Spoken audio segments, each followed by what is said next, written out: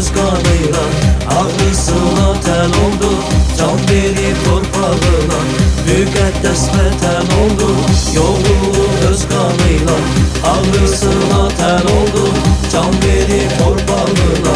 Müqəddəs vətən oldu, qeyrətimin sipəri, Azərbaycan əskəri. Qeyrətimin sipəri, Azərbaycan əskəri. Gül bitirdi şəfəqlər, nə gəlir dam üzünə, əsildi zəfər mehir, zülmətli gündüzünə. Elimin cəngavəri, Azərbaycan əskəri. Elimin cəngavəri, Azərbaycan əskəri. Dədə baba yurdunu, soy kökünü qorudu, bir ölüm bindirildi, yağıya gözdağı oldu. Dədə baba yurdunu, soy kökünü qorudu, bir ölüm bindirildi, yağıya gözdağı oldu. Gürur yeri sən gəlin, Azərbaycan əskəri. Gürur yeri sən gəlin, Azərbaycan əskəri. Allahu Əkbər ilə haq səsinə güvəndi, ulu türk nərəsində hər an düşməni yendi. Güvən oldu hünəri, Azərbaycan əskəri. Güvən oldu hünəri, Azərbaycan əskəri.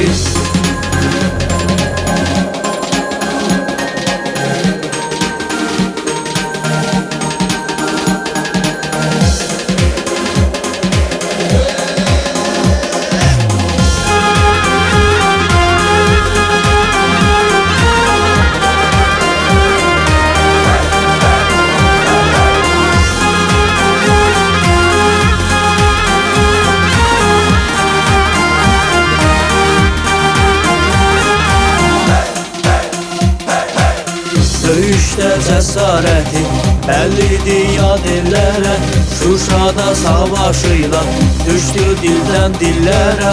Döyüşdə cəsarəti bəllidir yad ellərə, Şuşada savaşıyla düşdü dildən dillərə.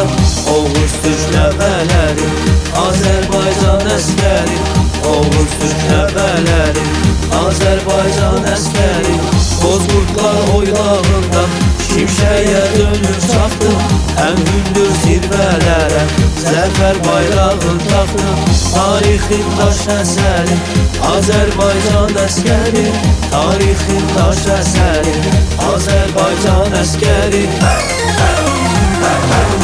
Dədə baba yurdunu, soy kökünü qorudu, bir ölüm bindirildi, yağıya gözdağı oldu. Dədə baba yurdunu, soy kökünü qorudu, bir ölüm bindirildi, yağıya gözdağı oldu. Gürur yeri sən gəlin, Azərbaycan əskəri.